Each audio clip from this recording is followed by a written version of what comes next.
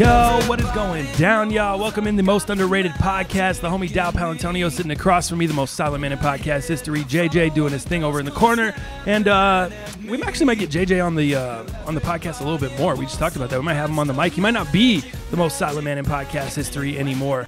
Anyway, man, a lot of stuff to talk about, a lot of stuff to cover. It feels good to be coming out on a Monday. It'll be Tuesday with you guys finding this podcast, but for us here, man, damn, it comes early though. I did not. First, I want to start off. I did not get a chance to watch Ballers last night. There was just too much shit going on. So don't try to talk to me about that. Don't spoil any of my shit. No I'm about to watch it tonight. But yeah, I had to make a tough decision last night. I had Hell in the Cell pay-per-view, WWE, or Ballers. You know what I mean? And Hell in the Cell is obviously going to take a longer time. So after the Sunday night game, I had to go back and watch it on the WWE Network on demand. Pretty good pay-per-view overall for all the wrestling fans out there. You know what I'm talking about. I know you obviously not following it like that. Yeah, how'd it go? But no, it was cool, man. It was a good pay-per-view. Brock Lesnar made a return, kind of spoiled the main event, if you will. But they have a couple really big shows coming up, so I think they're setting up something big there down the line. Overall, the weekend was just packed in general. Mm-hmm. So many things happened. So many things happened since the last time we did this podcast. I mean, we dropped the podcast, and then you had the Apple announcements, and you had the Eminem kill shot diss, and you had all these things that happened over the weekend in addition to the college football and the NFL stuff. So many things to cover. How was your weekend, man? Did you do anything fun? Did you go out? Did you do any stuff with the lady? What happened? Yeah, we did, man. So obviously football heavy for me. Again, I just love it, man. Can't get enough of it. But I was able to set aside some time with the lady. We went and hit up the Bird, which is an American comfort food joint down off of Pearl Street, man. So had some comfort food, some drinks, and got to spend some time Saturday with her. Night? Yeah, that was Saturday night. Cool. And then into that, really, I was just heavy with work, iPhone pre-order stuff, as we talked about last podcast. So I was super busy with that, and even caught myself something. What'd you order? I ended up getting the new Series 4 watch. For me, big into the telecom industry. For me, the phone wasn't worth the changes. The S series, I usually skip the S series in most of these. So the XS, or the 10S, whatever you want to call it, wasn't good enough for me. But I did, however, get the Series 4 watch. And for all the listeners out there, I'm using the Series 3. Love it. I think it's one of the greatest things. I literally can pull my phone out about 40% less with this watch. I can do everything. That's the number one thing I tell people. Why get the watch? Will I use the watch? Will I use the watch? For me, getting all the tweet notifications and the YouTube stuff, whatever, I get a lot of notifications throughout the day because I have the bell checked on a lot of different shoe things and restocks and stuff like that. I'm following with sneakers. So for me, that's alone is worth it. Just to be able to look at my watch and see, okay, that's not important. That doesn't matter. Oh, I need to respond to this right away. Being able to not have to pull my phone out every 30 seconds or whatever when your notifications are going off is worth its weight in gold for me. That's the greatest thing. That being said, what does the new watch offer? Why do I need the new watch over the existing watch? I did some research on the phone stuff, but I didn't really look into the watch stuff. Yeah. So the watch for me, there's a couple different things, and I'm a size kind of guy, right? And that's why people are like, well, why wouldn't you go with the XS or the 10S Max, right? It's not about that. So on my wrist, the biggest difference with this watch is you're going from a 42 millimeter to a 44. Now that doesn't seem a lot, but what they've done is they've maximized the screen on this. So you are actually getting 30% more larger and 30% more usage out of the screen than what you were with the Series 3. So what they've done is they've just maximized the screen. That doesn't come from the 2 millimeter difference. So that's huge for me. So I can actually see more surface area on the watch. So if it's a picture, if it's an Instagram post, I can just see more. It is a little bit thinner as well. You're going from 11.4 millimeters thin to a 10.7. So a little thinner, a little nicer. But the biggest vast difference I think that you're going to see is you're going from the S3 processor to the S4. So that's a 64-bit dual-core processor on your fucking wrist, man. So that's about 2 times faster. The whole difference, I remember we talked about the whole rounded thing and everything. It doesn't look to me, it looks like they kind of switched the design a little bit, but they didn't switch it up. Yeah, no, it's still a square design, but again, you're just maximizing that screen size. So if anybody wants to pull it up on their phone, 42 versus the 44, you can kind of see that maximizing of screen and the difference there with when you look at it. Another big thing that I thought was super dope, and it's going to be an app coming later, but they actually put an ECG app, which is... Oh, that's not available right out the box. Out the box, it's not. It's an app coming later this year. So that's the electrical heart sensor, okay? And this is FDA approved. So a lot of people complained about the optical heart sensor from the previous, maybe not being as accurate. Some are like, I don't think it's getting an accurate reading. But I'll tell you what, it's leaps and bounds above the fucking Fitbits. Let's be real here, okay? Right. So, they had ECG in there as well, the Fitbit, or they tried to do it, or I don't think they had that in there. Yeah. Gotcha. So again, this is FDA approved heart sensor that is coming later on this year. But on top of that, out of the box, it is a second generation optical heart sensor. So they have got a generation better from the previous one on the Series 3. So those are the two biggest things, the size and the ECG. Yeah, there's not really a ton of change other than that stuff.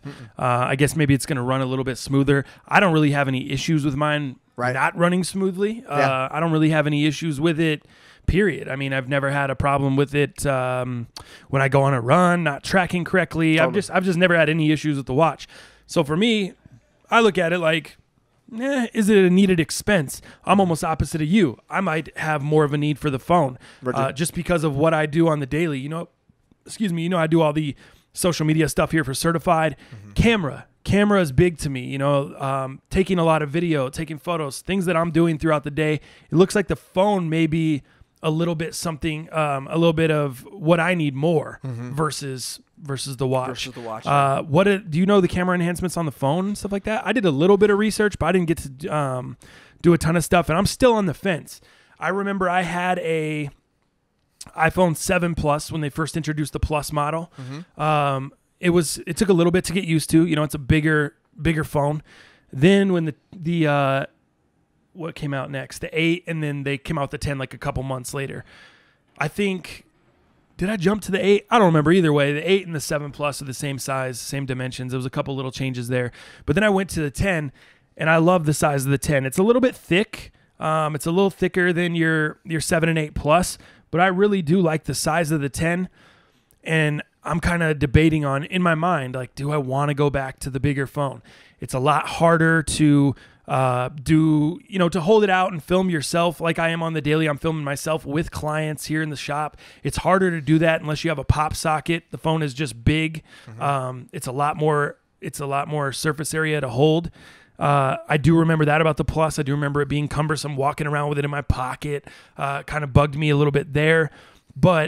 And from what I see, it doesn't look like the camera is head and shoulders above the iPhone 10. Yeah, I don't believe so. So not to get too specky, but you've got a dual 12 megapixel wide angle and telephoto lens. So I think the wide angle was updated on this one versus some of the previous models. So for those wide angle shots, especially when it's landscapes, you're taking a shot of somebody, that's huge. The portrait mode has also been upgraded, so it's a little bit more defined or refined. Let's say.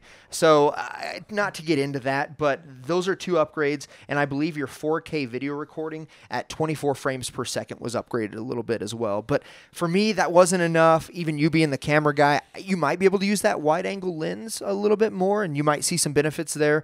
And maybe some of your 4K, but I know I'm not uploading. Are you on 64 gig on your 10? Yes. Yeah. So am I. That was another reason I had thought about maybe upgrading just because 512 is now available, right? I don't need that much, but what is it? It goes 256, right? 256 and then 512. Yeah. I think 512. Yeah, 512 is a little aggressive. I don't need that much, especially I'm a guy that usually gets the new iPhone each year. Right. With the program I have, I can just kind of trade it in and switch it out each year. I just have come to the realization I'm going to be paying for a phone for the rest of my life. I'm going to be leasing a phone. You know what I mean? It's the not American something. way. Yeah, exactly. So I don't know. Yeah, I'm still on the fence. I'm still on the fence with the watch. Do I upgrade both? Do I upgrade neither? Do I go one way or the other? I haven't really decided yet, and it's all pre-order. So the longer I wait, the longer I'm going to have to wait to get my stuff. You know how that goes.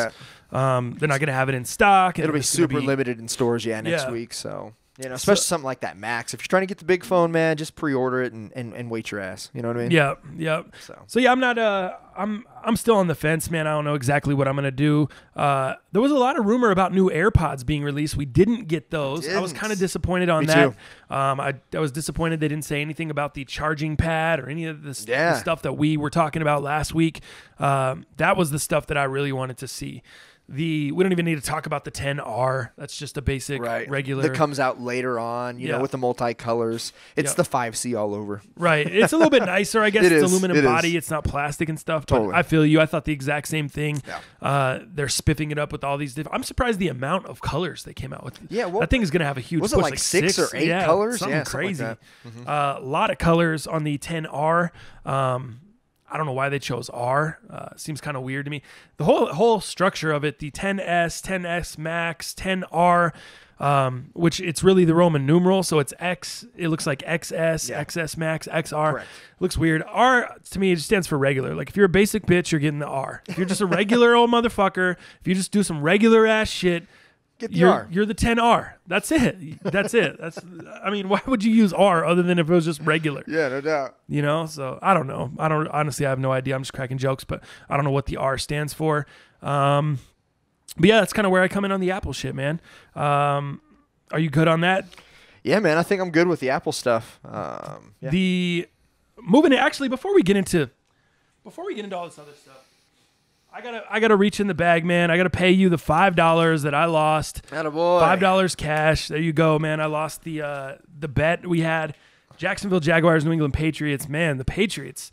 I did not see that coming. Ooh. I thought maybe it would be a hard-fought game. I thought, everyone was touting the AFC Championship rematch and all this stuff, and I should have seen it coming. It kind of felt like the Patriots just had a letdown. They didn't play up to AFC Championship New England Patriots. They didn't play that type of game. No. If this was that AFC Championship, you would have seen a way different team. It's just, it's something is weird. It just doesn't feel like when the Patriots lose like this, it doesn't really feel like they got beat. It feels like they kind of just took it lightly. They kind of beat themselves. They kind of just, whatever. And I know it's not like that, but that's what it feels like to me. It feels like they didn't try hard. It feels like they didn't put as much as they could have into the game plan. They didn't pull out all the tricks. They didn't put Brady in opportunities to succeed. They kept getting in 3rd and long all day. Mm-hmm. It just felt like, I don't know, it felt like they didn't try. Even though I know that's not the case. Like, I get it, but it just feels that way. It just feels like, how did they lose that badly? I mean, it reminded me of the Chiefs loss on opening Thursday night last year. Remember when the Chiefs went in New England and just housed them? Yep. It felt like very similar to that, except this one was on the road down in Florida. Totally. Well, and I was really shocked. I was the one who kind of stood up for Jacksonville last week. Obviously, the $5 says that as well. I just wasn't feeling that spread like you were. But, man, I alluded to Jacksonville having, at least the first or second best defense in the league. And I stand by that. And this game showed that as well. And I just saw a really balanced – we're seeing literally in front of us a well-balanced offense and defense. And the thing that really worried us all was Blake. What is Blake going to do week to week to week to week? And I'll tell you, this is one of the most well-balanced teams getting into week 2. I get it. It's only week 2. But this is a well-balanced team. And I'm pretty shocked because let's see. What did Bortles have? He had 4 TDs. Again, he was 29 for 45. So that's not a very good stat. But just under 400 yards. I think it was 377. So again, Bortles brought it. The defense brought it. Very, very well balanced, and I thought it was a great game. And we even had Fournette out. Right. I had to pull him out of all my I went Fournette heavy, remember. I had him in 4 fucking leagues. Did you get Yeldon? Were you able to pick Yeldon up? In one. In one of the 4. And Yeldon's good. He's not the big back. He's a smaller back, and he'll get you the points, but I'm looking forward to Fournette coming back. Kind of sticking with that, the DraftKings tournament, man. Yeah. We can kind of get into that stuff, get into some fantasy here. DraftKings tournament overall, your boy took second. Did you? Yeah, I did, which doesn't matter because it was winner take all. Yeah. So didn't even matter. Nothing matters unless you win. Who took first? Was it I'm looking him up right now. No, who'd you say? Was your boy Vitzer? He had it for a long time. Vitzer was in there for a while. Edgar was in there for a while. A couple of my homies. No, I think his name's Landon. Landdog. Landdog. He took it. Shout outs to Landdog. So I'm not even mad. He won. He scored 161 points. I scored 146 at second. So he beat me pretty handily. It's not like I got beat by a point like I did to Mueller. Mueller took third. The Mule. He took third, and I only beat him by a point. So it's very, very close there. Did he have Fitzpatrick? Mueller's a huge Bucks fan. It's one of my homies, so I know. Yeah, no, I don't think he had Fitzpatrick. No, we both had Alex Smith. Yeah, we both took Alex Smith. Well, that was a terrible pick on DraftKings. The value was there though. Yeah. He was so low. You knew he was going to be under-owned. I just thought it was going to be an opportunity to if he comes out and has a 25-point day, I win the show. Well, you and here's the deal. If you guys would have taken some of my picks, like, man, I shit the bed on about 3 or 4, and if you shit the bed on even 2 of your picks in DraftKings, you're not going to win any tournament. That's just the way it is. But my view is you've got to put a couple elite ones in, and then you got to put like a couple of sleepers, people that just may go off. Hence, i.e. Deshaun Watson, right? Yeah. So I put in Mahomes, which he got me almost 42 points. He had a great game. I did put in James Conner, and shout outs to last week. Sorry about that, guys. We called James Conner John Connor. Oh, I know. It will not be the last time that happens. Like Terminator. Sorry about that, okay? I mean, it will not be the last time. A bunch of people hit me on the correction. Yeah. Like, I get it. We get it. We messed up, okay? Sorry, man. We're only fucking 2 guys, okay? So check it out. So I put in Mahomes, so I was really pumped about that. I did put in our boy James Conner, who got me 19.5. And then I put in Tyreek Hill. The rest of it, man, I totally shit the bed. I threw in Robbie Anderson because the Jets looked good week 1. Put in Robbie Anderson, and he shit the bed at 4.5. I did put George Kittle in. He shit the bed at 4.5. And then I put in Landry, who had 11, almost 12. So I put in a couple of low-end guys thinking they might go off or having the opportunity. Unfortunately, I took 8th. Yeah, I know. The way you started out, the way you were just talking, like, oh, man, I had Mahomes. We all know Mahomes had an incredible day. Mm-hmm. I had Tyreek. I had all this stuff. And then I look through the thing, and you took second to last. Yep. On the DraftKings. I know, man. It was that bad for you? It was that bad. Let me see. I think my biggest opportunities were Kittle, Jay Ajayi. DT killed you. Robbie Anderson killed you. And Jay Ajayi. George Kittle killed you. Chiefs Ajayi. D. I had no money left. Wow. Yeah, they gave up 37 points. Chiefs D lost you, but they got you -3. Yeah, -3. But I did have Jay Ajayi, and I thought he might go off, but he had back problems the first half, if I'm correct on that. Did end up coming back in the second half, did a little bit, but not enough. So. What did Holmes was great value, dude. Great value. He cost $6,100. So for anyone that doesn't know about DraftKings, it's you have a $50,000 salary cap. You have to pick a quarterback, 2 receivers, 2 running backs, a flex, a tight end, and a kicker. Yep. No, a defense. Sorry, no kicker. See, the Patrick Mahomes was $6,100. He was just over $6,000. Alex Smith was $6K. So you actually got, I mean, I thought I was getting a deal at $6,000 for Alex Smith. You chose Pat Mahomes for $100 more, and he got 41 points. Alex Smith got 13. Luckily, I did have take Tevin Coleman filling in for Devontae Freeman. Michael Thomas tore it up again with Drew Brees. He put up 31. Those were my big standouts. Rams D, of course, they shut out the Cardinals. Yep. I didn't think they only got me 13. I thought they'd do a little better than that. I mean, if they shut them out 34-0, I thought the defense would do a little better, but they didn't have any. I think they only had a couple sacks. They didn't have any turnovers, nothing like that. No pick sixes, no elite plays. Yeah, they just literally held the team to 0. Yeah. So congratulations to Landog. He's the one that took down the tournament this week. I do have it all set up. So if you are following the podcast, if you want to get involved, all you have to do is make sure you go check out the video on YouTube, and I'll post this in the description on YouTube. So if you listen to this on iTunes or another platform and you just check out the audio, take some time, go on the YouTube channel, click on this episode of the podcast. What is it? Episode 8. Click on this episode, and the description to join the DraftKings League will be in, or the link to join the DraftKings League will be in the description. Sorry. So click that. You can pick your team, or you can join the league, and then each week I'll put out a new tournament for everyone that's involved in the league. So we have a bunch of people in the league. We didn't have as many people this week as I wanted join because it kind of got out late, and we're still kind of working through the kinks. But all you have to do is click that. I'll put out a tournament. I'll try to get it up Fridays so that everyone has plenty of time to set their lineup and do all their tweaks and stuff before Sunday. So I'll try to do that on, like probably Fridays is good after the Thursday night game, because we strictly just do the Sunday slate. So it's just strictly the Sunday games, day games. I don't think it includes the night game. It's just strictly the day games that happen at 11 o'clock and then the afternoon joints. I guess that's 11 o'clock Mountain. But that's how fantasy went down. Congratulations again to Landog for taking the whole pot. He took the whole thing down. We'll do it again next week. Daily fantasy. I don't even know. I haven't even looked through waiver stuff this week yet. It's still a little bit early. We got the Monday night game to come tonight.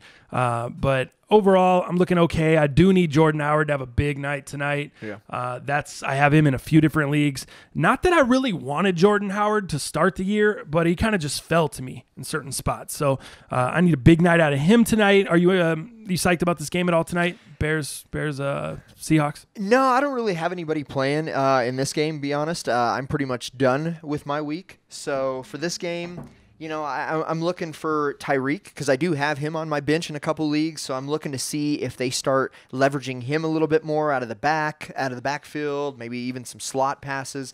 So I'd like to kind of see what they do with him. Who are you talking about? Tyreek Cohen. Oh, yeah, okay.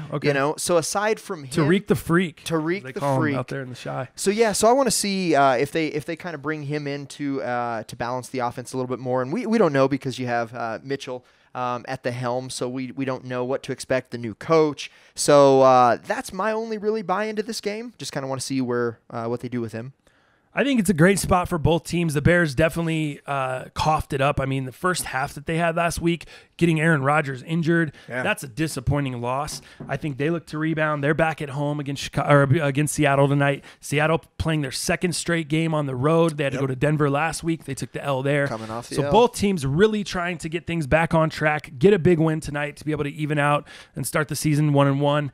Somebody's going to go 0-2. I'm not sure that that's crippling. Like I said, the beginning of the season, the first 2-3 weeks, you have no idea who people are. Right. We don't know who anybody is. I made some classic overreactions. I mean, this is Overreaction Monday. If we want to jump right into it, we can talk about the Buccaneers. All of a sudden, I mean, these guys are looking like world beaters. We can talk about Pat Mahomes and the Chiefs just having a ridiculous day.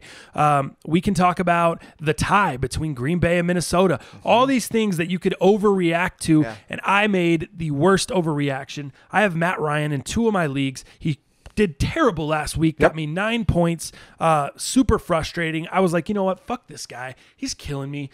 Came out, laid an egg against the Super Bowl champion Eagles on Thursday night, and I should have known, man. It was week 1. They're going to bounce back. They're going to be back in the Georgia Dome. What do? I bench Matt Ryan in both the leagues that I have him in. He goes off for 35 points. Guess who I start? Guess who I pick up off the waiver wire? Tyrod Taylor. Mr. Tyrod Taylor. Mr. Tyrod. Oh, man, thinking Tyrod is going to come through for me, and he does terrible. Yeah. He has like 6 points deep into the fourth quarter. Ooh. He finally throws that long bomb over the top to Antonio Callaway. Yeah, like 50 yards, something like that. Catches him late. He gets me to about 13 or 15 points, depending on the league. Totally. So it kind of salvages the day a little bit. But Breeze, I mean, he didn't do great either. I think he ended up with 15 points or so, depending on the league. Yeah, 15 to 18, depending on the league. And I had him starting in 4 of them. Oh, did you? You had Breeze in 4. I had him in 1, so I knew he kind of didn't do well either. Yeah. That was by far the biggest kind of flip-flop game as far as everyone thought that was just going to be a shootout because of what we saw in the Superdome last week. Yeah. The Saints and Buccaneers lighting it up on both sides. Nobody could stop a nosebleed. Mm-hmm. And then this week, no one can get anything going. It was like the Cowboys-Giants Sunday night game. It was just this plodding, boring, back and forth, not a lot of scoring, not a lot of action until the very, very end, and it started to heat up a little. Which brings me to the next point, kickers. Oh, we can talk about the what would you even call it? The shitscapade? A trope of the kickers, man, this week. God atrocious. Damn, where's Dan Bailey when you need him? Is he coming back? No, I don't think so. What they were talking about it. Four teams have made offers to him, and it sounds like he's turned or he said no to already 4 teams. I have no idea. Doesn't he have didn't he have a surgery or he had some kind of thing? Yeah, I don't know if it was groin. I can't even remember. I think Greg the Leg just went out this week. The fucking best kicker, aside from Gotskowski, in the league just went out, and I have him in fucking 4. What happened to him? Groin. Oh, I didn't see. Groin on Greg the Leg, man. So Austin Heckler, is that his name? Oh, the punter. Hecker. Austin Hecker, yeah. I don't know if it's Austin. Hecker. I can't remember, but that's how much I don't know about him. It's Johnny. But he was actually doing punts and kicks. It is Johnny Hecker. Johnny Hecker. I was like, for some reason, I feel like it's Johnny. I was way off. Johnny, but he stood in now for Greg Leg. So yep, I saw him kick that 20-yarder. He was all pumped. Dude, Minnesota had the chance to win with their kicker, and they couldn't get it done in overtime. We had Lutz. Yeah. Had a kick. He hit the late one in that game that they needed. Yeah. I needed that to get him back. I think he only got me like 6 points. Sure. But I thought for sure the way he was scoring towards the end of last year, him and Harrison Butker were the 2 kickers I was targeting this year. Neither of them have done great through the first 2 weeks. The Chiefs have just been scoring out the ass, but they haven't been kicking any field goals. It's been all touchdowns, so he's just kicking extra points. I'm not going to lie to you. The Bronco game came down to Brandon McManus at the end. Yeah. 17-19. Broncos drive it down. Get the late throw to Tim Patrick. He runs up the sideline, gets out of bounds. Did you think he was going to go out of bounds? Were you concerned for a second? I was a little nervous. My stomach was kind of dropping, Yeah. but I was like, especially when he started to go back inside the field. But once he broke that tackle, I was like, okay, I thought he was going to – I didn't think he was stupid enough to where he wasn't going to run out, but I thought he was going to get tackled before he was able to get out. Totally.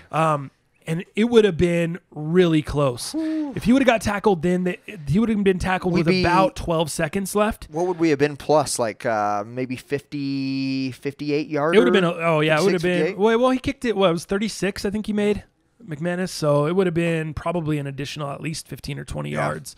Man. It was nervous. It was nerve-wracking, but they got it done. Sure. I thought McManus was going to miss, though. The way it had been going for kickers whole day. This weekend, Yeah, I thought McManus was going to miss. Fortunately for us as Bronco fans, he was able to come through. Broncos looked terrible. I mean, they did. We can talk about the 2-0 teams here this week. The teams that are 2-0, the Broncos are the worst by far. Yeah, the best looking 2-0 teams versus the worst 2-0 looking teams. We can kind of do that, but the Broncos look atrocious, man, on both sides. DT. What was that big contract that he signed 2 years ago? I believe he looked like shit. 3. He looked like shit, man. Just couldn't grab anything. What's new though? Is that new for that guy? I hate piling on DT because he is the nicest guy. He is. He is the. He's just a champion in our community. He does so many good things for so many organizations here in Denver. But gosh, the guy has hands like a frying pan. I mean, he just can't catch to save his life, especially big catches. Even ones that aren't big, just a random, 2nd and 6. Right. He'll drop the ball coming over the middle. But then when you really need him on a 3rd and 8 and Case Keenum puts it right on him, he just can't come through ever. And I love the fact that Case Keenum threw it to him. Big time opportunity there on the last drive. Dropped the ball. Couldn't get us the first down. He just went away from him. Right. I think because he dropped another one earlier on in the game, and I think Case was like, that's it. You saw Case Keenum would rather go to a rookie wide receiver in Tim Patrick than he would go back to DT because I just think maybe he doesn't have faith in him. And he's not going to say that. He's not going to come out publicly. But your actions show it. You went away from that guy at a critical moment in the game because he just let you down. That's what a leader has to do. You can't put emotion into it. You've got to let the play go, move on, do whatever you've got to do to make play the next time you get an opportunity. And DT, unfortunately, has not been able to do that. He's been dropping balls since he's been in here in Denver. This is nothing new. It's just something he hasn't been able to correct for whatever reason. He's been able to, you remember he started out his career kind of rocky here in Denver with the ankle injury. Josh McDaniels drafted him out of Georgia Tech. He had the ankle injury. He didn't play his whole rookie season. Sophomore season, he was kind of injured. And then he didn't even really get going until about his 3rd season with the Broncos. Right. That's when he really stepped up and became DT. Sure. Then by that time, 2 more years later, we have to offer him a big contract or lose him. We don't really know exactly what we have. Right. I said at the time they should have never gave him that contract. It was we chose him over Dez Bryant in the draft. I thought that was a mistake. Yeah, I thought giving him the big deal was a mistake because if you're going to pay that guy that much money, you need to get more. Yeah. You need to get some leadership ability. You need to get some big-time grit when it comes to big-time moments in the game. He just doesn't have that. Sure. He's a soft-spoken, very nice guy that is a pretty good football player. Yeah. He's not elite. He's not great. I don't even think he's Ring of Fame worthy in Denver, but there's a lot of people that do. I'll probably get killed on that. A lot of people in Denver think that. A lot of hosts on local sports talk radio here in Denver think he's a Ring of Famer. Really? I just don't. Yeah. He's let us down too much in big time situations. I mean, when's the last time he made a huge play? when he outran Troy Polamalu on a slant route from Tim Tebow to win the AFC division or a wild card game back against the Steelers. I remember that. Yep. How long has Troy been out of the league? You know what I mean? Like, that's the last time this guy's come up big for us. It's frustrating. I don't think he deserves that money. We need to renegotiate his contract at the end of the year. I would agree. Or we got to cut ties, especially now you have Deshaun Hamilton and Cortland Sutton waiting in the wings. Tim Patrick, young receivers coming up. Absolutely. Well, and to mention young, we talk about rookies. What about Philip Lindsay? Pretty impressed because incredible. He actually broke a record, with the first 2 games, a rookie record, right? I believe with 100+ scrimmage yards in each of his first 2 games. So good for Philip Lindsay, man. He's looking great. Looks incredible. Yeah. I didn't get him in any fantasy leagues because all the Denver homers around here that I'm in leagues with had him scooped up by like the 5th round or the 4th. I know, he was gone so early. Now it's looking like it was good to take a early pick on him, but going into it, I wouldn't have chosen Philip Lindsay at that spot. Let's do that. Let's hit on the 2-0 teams. Let's start with Kansas City, obviously 2-0. Kansas City. So you know me, man. I've been high on Kansas City this whole NFL season. Every podcast I'm talking about them, which is really, really hard. Again, you had them again as one of your picks this week. I did, and ended up taking that. Now, okay, for all our listeners, I'll correct myself. So yes, I did take them, and I was able to make some money on taking them this week. But I will tell you this. I will tell you this. Mahomes. Nobody knew, and same with Fitzpatrick, but let's keep it with Kansas City. Nobody really knows what to expect, but I will tell you that defenses will soon get him together, get him figured out, but I keep alluding to all the weapons that KC has. It's incredible. You saw Kelsey have a bounce-back game, right? He had a shit game, didn't even have a single point week 1. Ended up doing over 20 points, right, this week. Had a great bounce-back game. They didn't leverage Tyreek as much. He still got 20 points in most DraftKings and that kind of thing. But he didn't have the punt returns. He didn't have the breakouts that you had. But that's good for the Chiefs, though. Yeah. They didn't have to rely on that electric Tyreek Hill to make a play, and he had to make a play to win. They didn't even need him. They were able to use their other weapons. Mahomes was able to spread the ball around, find some other guys. They had a big punt return to start the game from DeAnthony Thomas. So they got production out of a bunch of other players other than the electrifying Tyreek Hill. Yeah. You know what I mean? They didn't need to have him. It wasn't on Tyreek's shoulders to make a big play or we're going to lose this game. It still was a little bit scary for the Chiefs. I mean, putting up 42 points, you feel like you should win the game handily, but when your defense gives up 37, it's still a little scary, especially playing Ben Roethlisberger and Antonio Brown. Luckily, they had an issue. Yeah. I don't know exactly what happened. And Big Ben, I don't either, but Brown was complaining on the sidelines the whole fucking game. That. Like, he was pissed the whole game, yelling at coordinators, yelling at his team. He was pissed, But Big Ben at the last, because obviously I think I had plus 4.5 is what they were, I believe. I thought I took them plus 4.5. Was it that high? Damn, I thought it was 3. God, I can't remember now. So I can go back to my notes, but I had them. Yeah, it was plus 4. Okay. I had the Chiefs at plus 4, so obviously they covered that. But I also said in the podcast that, you know what, they might even win by 10. I was that confident in those guys winning and Mahomes and the offensive craziness that they have over there. And they did. They were up by multiple touchdowns, a touchdown and a field goal. They had the lead. I mean, every time they went out, they would score. At the end, though, Big Ben was able to run it into the end zone, which took my 10 away. And then they were just up by, obviously the 5, I think is what it was, by it was all said and done. But man, I had that 12 points on lock right towards the end. Kansas City had that late turnover, which gave the fumble that gave the Pittsburgh the ball back, and they end up scoring on that. But man, they need to tighten up that D. Kansas City needs to tighten up that D. Well, you said it right. I mean, I think obviously we know the defense is a problem there. Yeah. They weren't projected to be good. A lot of the Kansas City defense went undrafted in a lot of fantasy leagues because people expected them not to be good. They lost Marcus Peters at cornerback. He goes down to St. Louis. Eric Berry still has the heel injury and coming off of the Achilles. Yep. So they had that kid Nelson. He got turned around a couple times yesterday. He got injured. He was like getting helped off, and then all of a sudden, and then he's back. He's back getting beat for a touchdown. Yeah, like, we still knew something was up. Even the commentators yesterday were talking about it. We're like, Nelson is not at his full speed, but his ass came back out there and tried to make it work. They so I know people are overreacting. People want to put the Chiefs in the Super Bowl. People want to make Pat Mahomes a All-Pro. They want to put him in the Hall of Fame. I get it. He's had a great couple weeks. He's broken records. Pump the brakes. Just like I said with Dak Prescott, I said this last week, just like with Dak Prescott, he looked great as well. He came out of the gate looking awesome. It's how you react when they figure you out, because defensive coordinators in this league are paid to figure out quarterbacks. Once they get more tape on you, once they develop a scheme to stop what you do well, do you do anything else well? No. Can you navigate through those waters? Yeah. We're going to find out. Yeah. Because totally. He may light it up for the next 3-4 weeks. It may take till week 6 or 8 before they figure him out.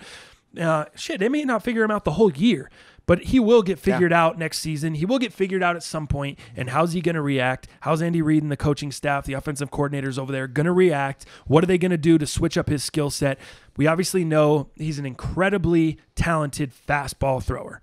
We haven't seen a fastball thrower like this probably since Jay Cutler, I would say. I mean, he was really highly touted with the arm strength. Into the league, But with Jay Cutler, it led him to a lot of problems. Totally. It led him to making a ton of mistakes, trying to fit balls in. Once he got comfortable, he started trying to fit balls into tighter windows. He forced a lot of things. Whereas you have somebody like Kirk Cousins, who is throwing dime pieces. Yep. Have you seen the shit he's fitting in this year with Diggs, Thielen? It doesn't matter. That guy is dropping some dime balls. That guy doesn't force shit. He's looking like the money. Man, he's worth the money they paid him. He is strategically placing some balls, man. But Cutler, and I know he had the diabetes, he had the health issues, but I've never seen a quarterback force so much and try to just force the game and force, whatever it was. Now, I'm not saying Pat Mahomes is going to be Jay Cutler. Sure. I'm saying that was the last guy that we saw with elite level arm talent that just relied a lot on his arm talent. You could say that about Jay Cutler. You could say he was a guy that relied on his natural ability. He wasn't a guy that was overly rah-rah. He wasn't a big-time leader. He wasn't a guy that was probably great in the locker room. He wasn't a guy that was probably watching a ton of film or in the playbook as much as he should have been, because he had that elite level talent. Now, if you take that elite level talent and you put it with all the studying and all the intangibles and the things that go with it, that's where you get Hall of Fame. That's where you get greatness. The book's not written on Pat Mahomes yet. Sure. It's yet to be seen. Once they figure him out, what does he do? Does he start getting comfortable and start kind of just being like, I got this. Start whipping it around, getting a little careless. Right. I've heard him 10 times yesterday. I heard him compared to Brett Favre. They just announced, it was all about, he has that gunslinger mentality. He slings it around. He moves around the pocket. Mahomes he's not really, I don't even think he moves as much as Favre. We haven't really seen it yet. He's been protected pretty well from the offensive line, steps up in the pocket good, but he doesn't really roll out. He's not spinning out like Russell Wilson or some of these other cats. I haven't really seen that from Mahomes yet. Maybe he hasn't had to do that yet. I don't know if that's a part of his game, but one thing is for sure, he's on his way. Great first 2 weeks. Yeah. Nothing more you can say about him, or nothing bad you can say about him. Not yet. But I'm not ready to say the Chiefs are a playoff team or they're in the playoff after 2 weeks. Totally. You just have too much left on the table. We play the Chargers. Chargers had a good bounce back week this week, and then obviously they lit up the Steelers yesterday. But that defense has got to be shored up, and they're lucky they have a guy like Mahomes on that side. It shows this kind of validates Andy Reid. Why he got rid of Alex Smith. Totally. And he said, Andy Reid's quoted as saying, Alex Smith was the perfect guy for our system. Yeah. If you got rid of the perfect guy for your system for another guy, he better be this. You know what I mean? He better be elite status. Yeah. I think we're good with KC. How about another 2-0 team? We can talk about the Jaguars, which we kind of did. We've got the Dolphins, the Bengals. Who's looking the best out of the 2-0? Out of those? I think the Chiefs are looking the best out of any 2-0 team, but I would say the most surprising is Miami. I did not expect Miami to be here. I expected them to be very under the radar. Very, and especially because of the game being delayed last week. Yeah. Not a lot of people got to see it on TV. Tuned in. Nobody had that time. Yeah, I didn't see a ton of it, so I didn't really know what to expect. This week, they came out gangbusters. Miami had a great week, 2-0. That's probably the most surprising for me. What would you say? Would you agree with that, or you say someone else is surprising you a little bit more? I would say Miami is the biggest surprise. Do you think they're more of a surprise than Tampa Bay? That's another 2-0 squad as well. And I did not expect them to be 2-0, especially with no Jameis. Right. I had no idea. So here's what I would say. I would say Tampa Bay is the biggest surprise, in my opinion, this year. Old man Fitzpatrick, I don't even know how old he is. He's up there, dude. He's not in his 40s yet, but man, old man Fitzpatrick, this is the best start that he's ever had. I mean, we look back at the Jets, we look back at some of his previous teams. Fitzpatrick is on fire. And that last podcast, I said there is absolutely no way he can have another performance like he did the previous week. And if I am correct here, Mr. Fitzpatrick, 27 for 33. 402 yards, over 400 again, and 4 TDs. He did have that one pick. What are you going to do when you're slinging it all over the field like that? God damn, he rebounded, though, like a champion, and then came out in the press conference in the Deshaun Jackson's outfit. If you haven't seen that video, I posted it on Twitter, on Instagram. Oh, hilarious. SportsCenter had it out. I retweeted it on there. It was so funny. He came out in Deshaun Jackson's wardrobe. He came out in the gold chains. He had like the little motorcycle jacket on or whatever Deshaun Jackson was wearing. He had the aviator shades similar to mine, but his were some darker lens. Mine are kind of a lighter, but I thought it was hilarious. I thought it was awesome. I thought it was something that I don't know if he got dared. It was kind of right. It was interesting. I don't know what sparked it. I don't know the story behind it. Yeah. I would like to be able to talk to someone and understand the kind of the story or what made him do that. Yeah. And I'm sure there'll be some news reports this Monday. Stuff will come out today. We'll probably get some alerts on why he did that or what happened. But it was classic. Just classic one-liners too. Just good jokes. Yeah. Had the media cracking up. Is any of that stuff up there yours? The chest hair is mine. The chest hair is mine. That's it. Just funny stuff from Ryan Fitzpatrick. And dude, that guy, we've always known, one thing I knew about Ryan Fitzpatrick was he's tough. Yeah. You saw all those shots he took when he was in Buffalo. He took a ton of shots. He's tough. He's a tough quarterback. And now he's a tough quarterback that it's looking like he's kind of got a chip on his shoulder. How do you insert Jameis Winston back into the starting lineup after his suspension? I don't know how you do that. I don't think you do. We'll see how he does this week. Do you know who he's playing this week? I haven't even looked. Yeah, the Buccaneers, they got Pittsburgh. It's Pittsburgh? Yep. Pittsburgh. So, I mean, we know that Pittsburgh's D is not that great. We were concerned with Pittsburgh's D against Kelsey. Kelsey had a very nice bounce-back game. If he continues to light up, God, we could see another high-scoring game. Kelsey, what are you talking about? No, Kelsey had a bounce-back game. We thought that Pittsburgh's D might hold Kelsey in check. Yeah. You know what I mean? So I don't really know what to expect with Pittsburgh D against a gunslinger. Who's over there? Who's the tight end? O.J. Howard over there in Tampa? Yep. Uh-huh. So that's the guy they're going to have to worry about. Obviously, they had a lot of issues with the tight end position, as the Broncos do as well. We knew the Broncos were going to have issues, and still Jared Cook had a day. Right. Lit the Broncos up. I knew we were going to have an issue there. I'm not too familiar with the Buccaneers and their secondary and how they cover, but they definitely had an issue. Or Pittsburgh had an issue with Travis Kelce. I could see them having the same issue with O.J. Howard. Yeah. They just look uninspired. Pittsburgh looks uninspired.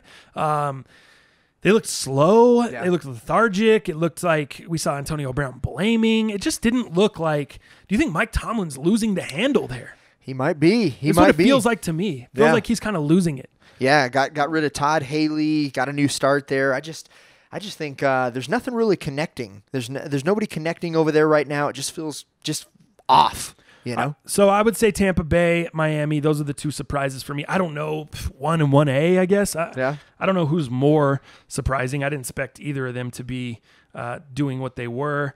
What else? Cincinnati, kind of surprising, but not really. I think Cincinnati still ends up being a middle-of-the-road team. They end up 8-8, 9-7.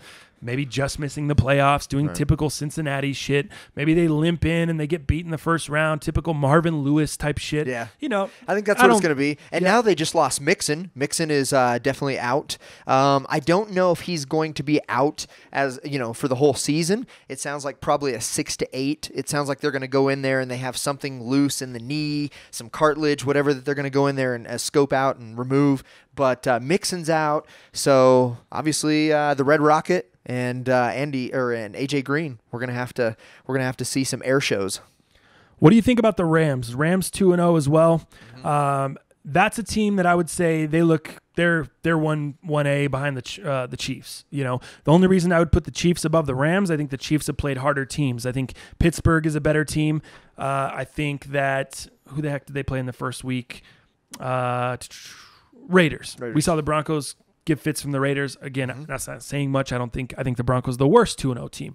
So they beat the Raiders pretty handily. And then they went ahead and obviously stomped the Cardinals yesterday pretty handily. Impressive, but I'm not, I'm still tempering my expectations with the Rams. Everyone thinks they're going to be good. They've had a lot of first-round draft picks.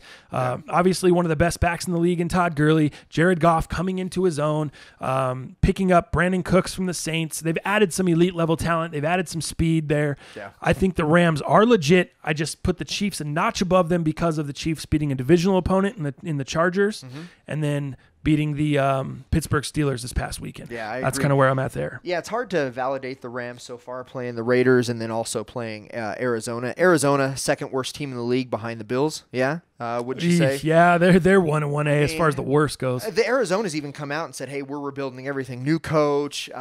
Really don't have a quarterback. Bradford's awful. Larry Fitzgerald's about the. But that line is awful. Did you see Bradford yesterday just running for his life? The line's the David worst. Johnson. Same with Eli with the Giants. Oh yeah. Oh my God, the lines are atrocious. But the Cowboys, I want to give the Cowboys credit on that. They did a great job of bringing those slot blitzes and coming off the corner. They did the defensive coordinator in Dallas did a great job last night. That was not all on the Giants. The Giants O-line is not great. Let's be real, but.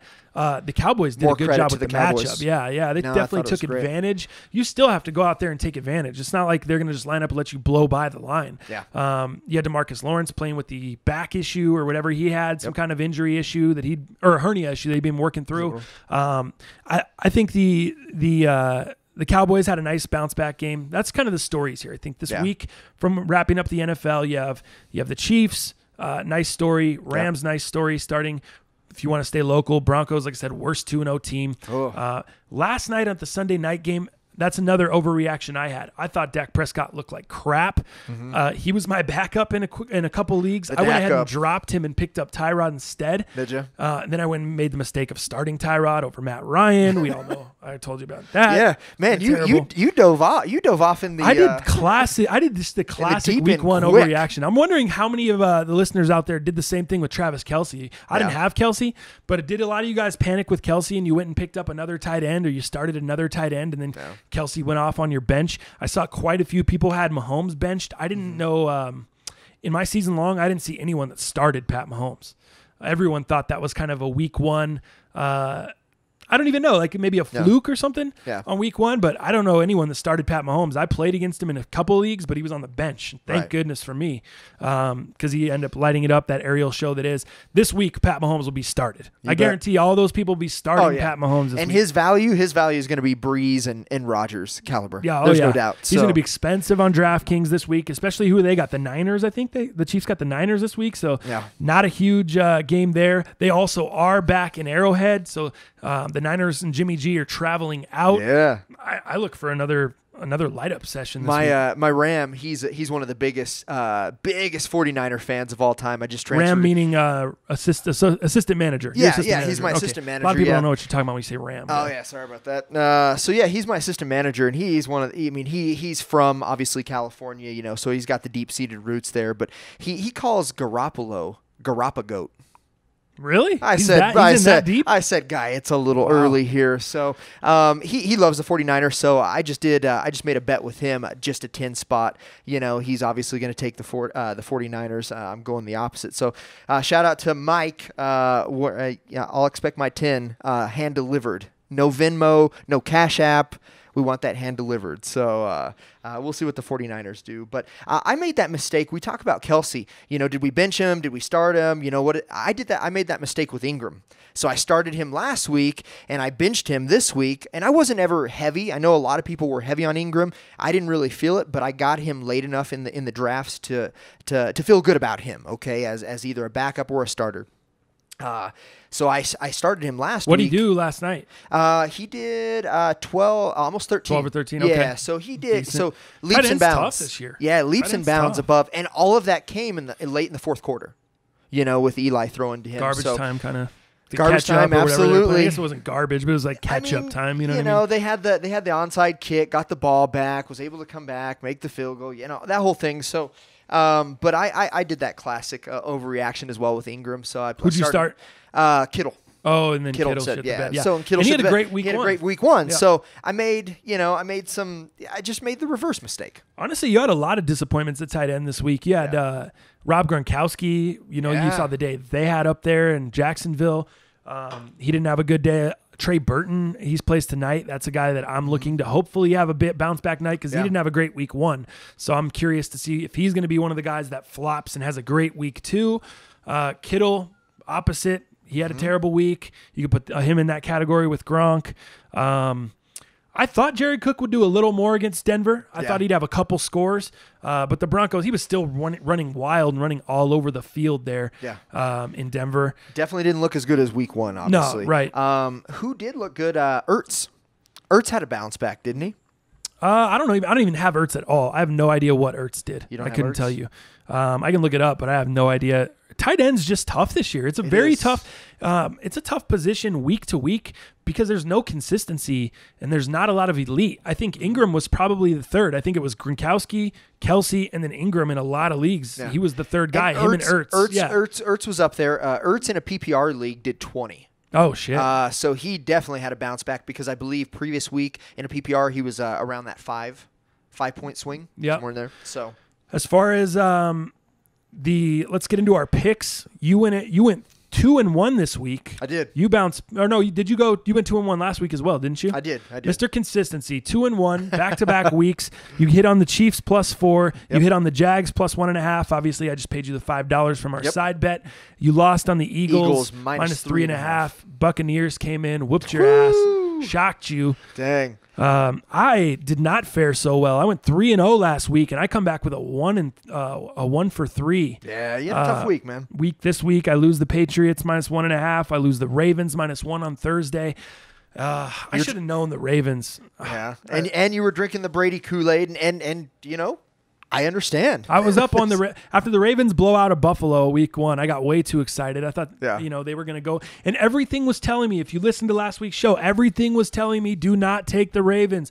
It was Cincinnati had won last, 6 out of 8 or whatever it was. I don't even know what all the stats were, but everything was going against Baltimore. And I said, fuck all the stats. Let me take Baltimore, and got my ass kicked. Now, I'm not overreacting. I still think Baltimore's good. Yeah, did you go with your heart? What's up with that? Not heart. I just, my eyes. If you said fuck the stats, you just went with your eyes. I went with my eyes. They passed the eye test for me. They still do. I still think Broncos play Baltimore this weekend. I don't think that's going to be a win for Denver. I think so Denver either. falls this weekend. I think Baltimore bounces back. They played Thursday, so they have a long week, a nice recovery time. I think, and Denver's on the road as well. We're going to Baltimore. So I think the Ravens bounce back this week, beating the Broncos, unfortunately. But the only one I hit on was the Colts +5.5. I said I really love them at 6, but I still liked them at 5.5. They ended up coming out winning the game outright. So if you bet on the Colts on the money line, you cashed there. What else do we got? So yeah, that leaves us both at 4-2. 4-2, knotted up on the season.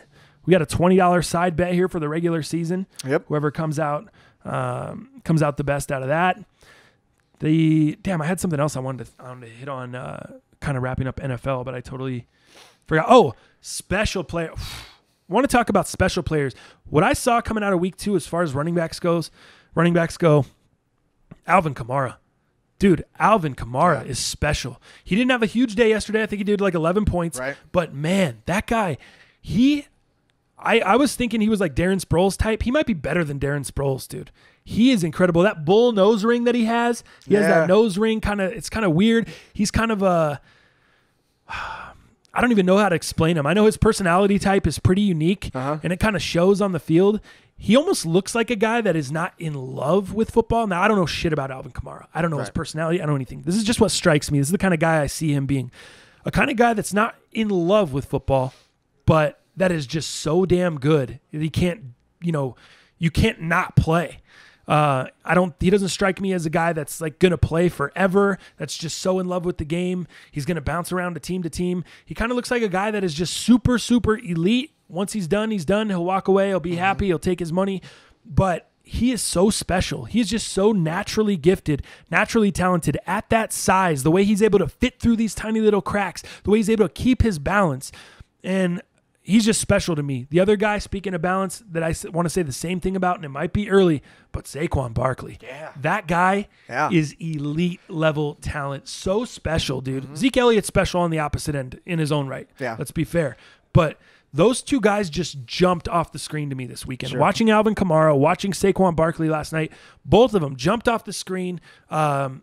Just special players at the running back position. Saquon Barkley, I was reading a little bit about him and Odell really worked out with him a lot this preseason, and Odell was just alluding to how impressed he was personally. One of the best receivers, arguably, in the league right now, was impressed with not only his work ethic, but his burst speed, his quickness, and his willingness to put in the work. As a rookie. Like, this guy is looking great, and he has the buy-in from GOATs in their position, rightly said in this year. That says a lot about Saquon as a rookie. You think that's good, knowing how Odell is, knowing Odell's little bit of diva-ness, his little kind of, I don't know if you can call it attitude, but whatever Odell is Odell. Yeah. Hands down, he's, the catch, obviously, against Dallas has launched him into a new stratosphere, put him on the cover of Madden, all this stuff. Yeah.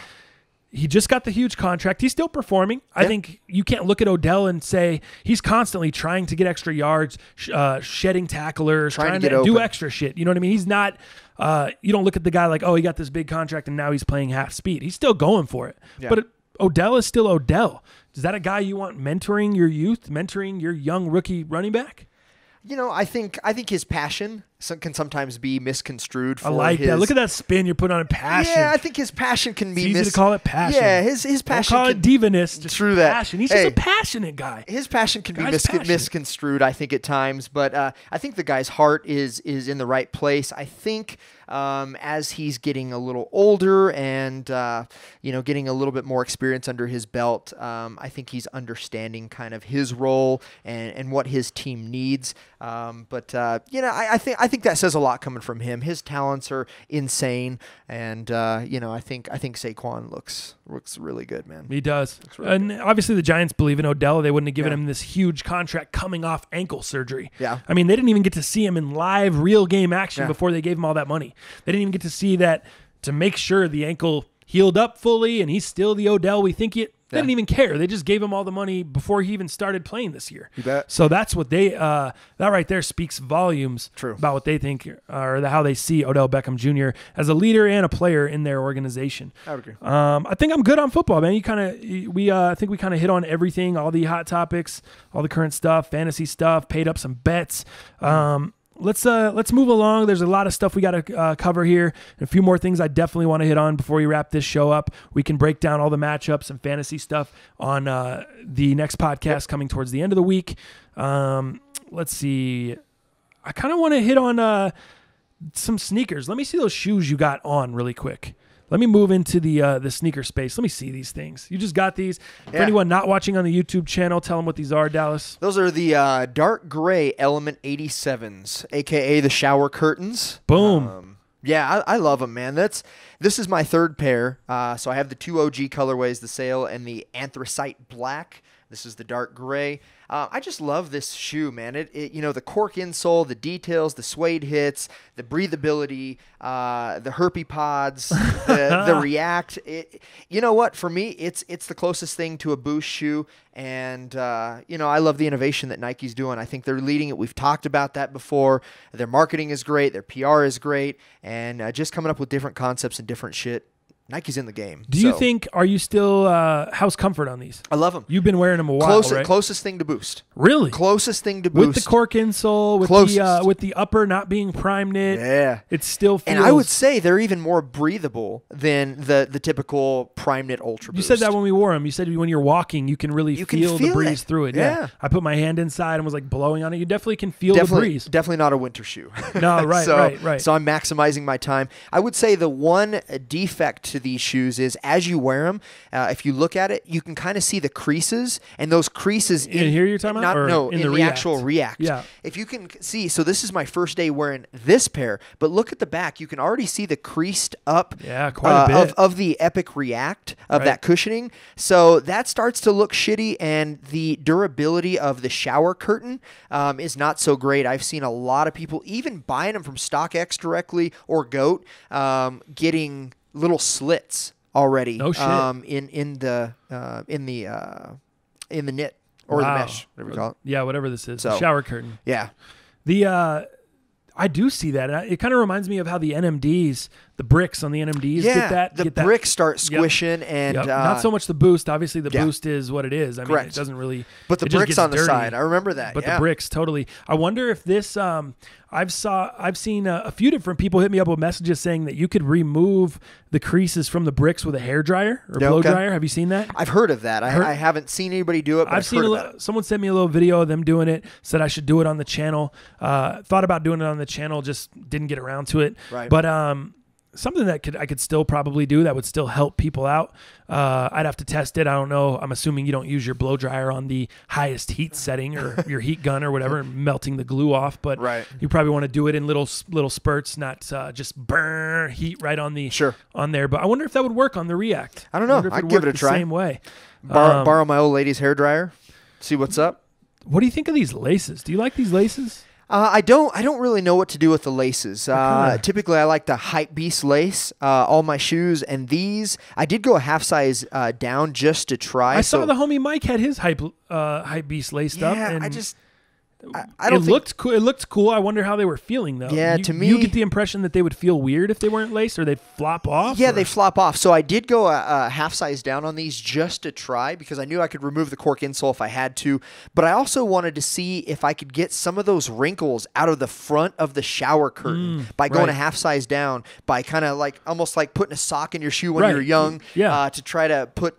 more foot in the shoe. Yeah, your homie gave you a pair of shoes that were half size too big. You just stuffed some paper in the toe, sock in the toe. You're good.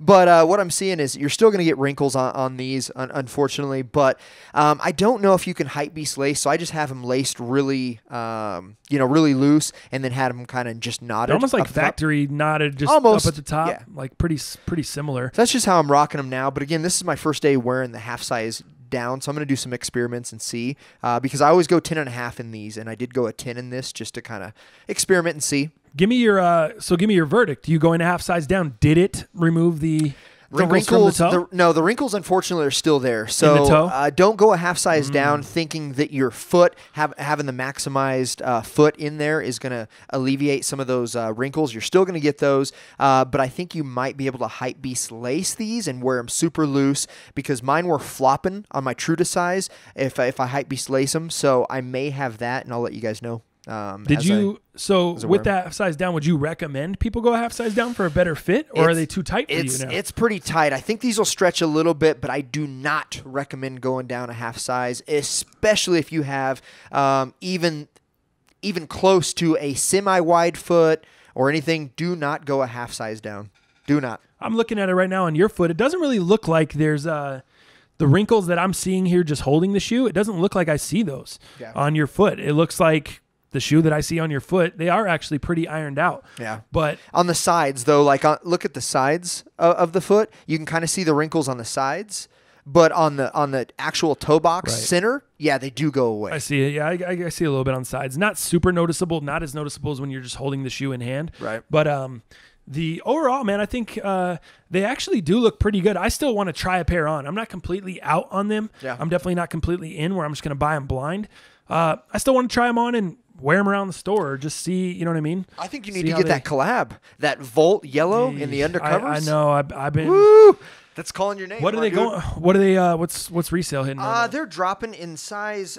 Your size, I haven't looked, but in my size, they're still mid threes.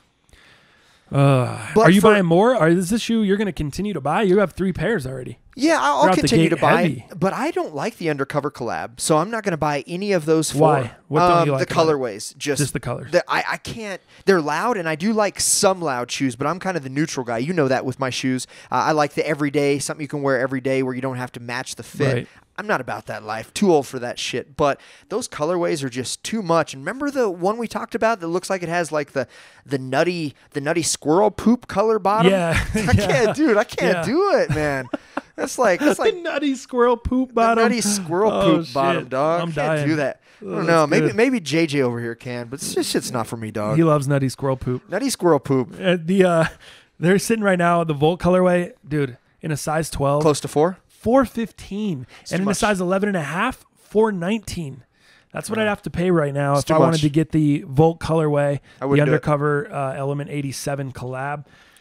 That's the colorway I do like best. I do like the white and red lacing system, the Volt colorway up top with the blue midsole. Yeah. Only thing I'm not really feeling, I wish they would have gone a different color on the pods. I wish they wouldn't have gone gray or whatever it is. I'm not, I don't know. If those would have been red to accent the, the lacing system, that would have been fire to me. Red on the blue is That's what dope. I like about these dark gray is I think that blue is a nice transition. Pops off the white nicely, yeah. Nice transition. Kind of like the OG Sail colorway. I think they weren't blue, but they were kind of like a translucent, a lighter translucent color. So I think those look really, really good. The black on the anthracite black looks good, very neutral. But yeah, I'm kind of picky, man. Those undercover, it's just too much for me, man. Is there anything you're going for this week or weekend? Yeah, releases. Yeah, there are a few things. So, wait. Wave runners. Did you go after those? No, what happened with the waves? I don't want the wave runners. Oh, I actually hit you up on the wave. I totally forgot until I just asked you. You did. I hit you up on the wave runners. Had a homie come through. Could have got him at retail in a size 10. Yep. For you. You passed. You didn't even want them. I know they don't have any resale value. Right. Obviously I wasn't going to cop them in not my size. So I was like, yeah, no, homie that wears a 10 hit you up. You said, I don't know. I'm with you. I think, but by the time people were getting their pairs from Yeezy Supply, they're paying $340 with shipping, taxes, everything else. $350 on some. Yeah. You know what? $300 at a retail price point is a lot. Shoe? Like you have to really love the shoe. For me, I'm just talking my opinion. If I'm going to pay $300 for a retail shoe, I got to love that shoe. Yeah. I don't love that shoe. I'm with you. Now, I haven't put my foot in one. I don't know if I'm missing something with the comfort, this nice suede hits. Not from what I've heard. I love detail, but for me, I don't love the shoe. Everything I've heard from people, this is how I kind of gauge whether I'm going to buy the shoe or try the shoe or not go after the shoe. And the reason I'm not going after the shoe, everyone I've talked to it's almost like surprise. Wow, these are actually surprisingly comfortable. That doesn't mean they're fucking comfortable. That means they're surprising you off of what you thought they were going to be. Yeah. It means they're comfortable enough to walk around and get by. It doesn't mean they're Ultra Boost comfort. It doesn't mean they're regular Yeezy type of comfort. It just means they're surprisingly comfortable. It's surprising you. You know, so for me, I have enough shoes that are that I like to wear. I like the silhouettes that are middle of the road. They're not uncomfortable. They're not comfortable. They're just cool. I'd imagine that's exactly what these are. With a regular sneaker type of upper, no prime knit, no nothing there. Yeah. And then just some, I guess it's boost all the way through, but it doesn't give you full boost type of feel. Like it doesn't obviously give you ultra boost or anything type of feel. That's how I feel like NMDs. Like NMDs are, I like the look of them. They're not uncomfortable. They're not insanely comfortable. They're just whatever. Right. A lot of my Jordans, just whatever. I'm not going to wear a shoe that's uncomfortable, but I'm not going to buy a shoe that I don't like the look of that's just basic comfortable. Totally. So that's the reason I don't go like after I know what works. Like an Ultra Boost, one of the greatest shoes out there right now for comfort, for looks, for feel, versatility. You can run in that. You don't have to run in that. It's a lifestyle. You have all these different versatile pieces to an Ultra Boost. Why wouldn't I just go with that? That's my opinion. Now, I have heard these Wave Runners compared to, like, I don't know if you've worn the Adiprene Plus, right? You had those in the 500s, right? So I've heard it being described as kind of a combination. It feels between like an Adiprene Plus and a Boost shoe. Well, I'd rather just feel like a Boost shoe, personally. Well, I don't need that Adiprene Plus. Like, that's fucking technology from the 90s. Yes, it has been, redone and readjusted and for more modern stuff now, but why wouldn't you just give me the Boost feel? At $200, I might try this shoe out. I would, absolutely. Absolutely. If they were desert rat prices, might give it a go, just like I did with the rats. Sure. Will I buy another pair of rats ever? Probably not. Right. I just don't, I got rid of my pair. I don't think they're that comfortable. And the suede on top is so tight, or the upper is tight on those, and it was pushing down on my toe. I know. So on the I've 500s? Yep. Okay. I've heard some people have the same issue. I've heard some people say that's not an issue for them. It's probably just depends on your toe. That big toes and feet. Yeah. So like, it just was pushing down. It felt like I needed a half size up, but then a half size up felt a little too big. Like it just, for some reason, it didn't fit my foot correctly or the way that I would have liked. And obviously, the look is not something I'm super geeked on. So it's a fucking rhinoceros. I'm not going to deal with it. That's a rhinoceros foot, dog. Right. Those are. Okay, so we both passed on the waves this weekend. Sorry, what were you saying you're looking forward to coming up this weekend, or that's dropping this week here? Yeah, for me, so they did drop a little early, and I know quite a few people got their pairs early. But for me, I'm looking forward to the acronym Prestos. Yep, we talked about those before. Those come out the 20th. Be on the Sneakers app. I'm sure they'll be at high-end boutiques as well. But I'm looking for that blue and pink colorway. I don't have any of the OG acronym Prestos, but I'm a Presto guy. Remember, we talked about this. I wore the basic Prestos before Boost came out. Yep. I did get the latest off-white Presto. So that's a shoe. I love that model. It's a shoe for me. I'm looking forward to the zip factor. How can I wear these with pants and just trying something new? I'm looking forward to that shoe. And you've got, 3 colorways? Yep. Dropping on that. So the 20th, that's a colorway that's a shoe for me. Are you copying locally, or what are you Sneakers app? No, I'm just trying the Sneakers app, and are we getting them locally? Do you know anything about that? Do you have any plugs locally? Anything? Not that I know. I haven't reached out to Bait to see what they have, if they're doing a drawing or whatever. So I don't know what's going on with that. But what are you copying on the 21st? The restock, the biggest restock of Yeezy history. The creams. No, I don't care. Me either. No, I don't care. You know what? I'm going to get a lot of hate. I don't like the V2s. I know you do. You like the... yeah, I do. What is it? The Zebras? Love the Zebras. You know what? I've taken pair. insole out. I've gone a half size up. I've gone a full size up. I have a size 11. I have 2 size 10.5s. I take the insole out. I leave the insole in. I just can't find those. The toe box is too narrow for me. So I find that my left foot specifically, like my pinky toe, just gets smushed, and I just don't like that feel. So I'm not even a big V2 guy. I did have the creams. I told you about that. I sold those for like $410, $420 3 months ago, roughly. So I was happy I did that. Not a colorway for me. You're gonna have to crep the shit out of it. You get, I just can't do it. I'm the same way with creams, butters, both kind of the same thing. Like it's too much work to keep them clean, and I do like the silhouette, but I like other colorways better. So I might as well just get the colorways that I like better. I like the Breads. I like the Belugas, Beluga 2.0s. The Zebras are my favorite ones. I actually wore my Beluga 2.0s the other day. I do wear those in a true to size 12, but I take the insole out because they're too tight, as you alluded to. My toes were killing me. At the end of the day, when I got home and I took my shoes off, I didn't really notice it too much throughout the day. Yeah. They fit a little tight, but man, when I got home, same kind of thing I was talking about with the rats. Those are pushing down on the top of my toes, and it just makes my toenails almost sore, like in the first few toes. Yeah. Or I feel like one toe is pushed up against another one, and they're just not feeling it, man. That hurts. I have my Bread pair is the only one that doesn't do that, and I think it's because when I had those Breads, I was living at my old crib, and before the fire, I had those wooden shoe trees. Oh yeah, they got fucked up in the fire, but. I put those in my Breads when I first got them I was just putting them in there, and I left them in there every time after I wore them. And I think it really stretched them out nicely. So I think I just need to go get another good pair of wooden solid like wooden shoe trees, and put them in there and kind of just open the toe box up a little like I did with the breads, and hopefully they'll fit the same. But my Beluga 2.0s are by far the tightest. The Zebras probably come in next, and then my breads are loose. My original Belugas, those ones fit good, but they're also 12.5. Right. So, or maybe they're 13. I don't remember.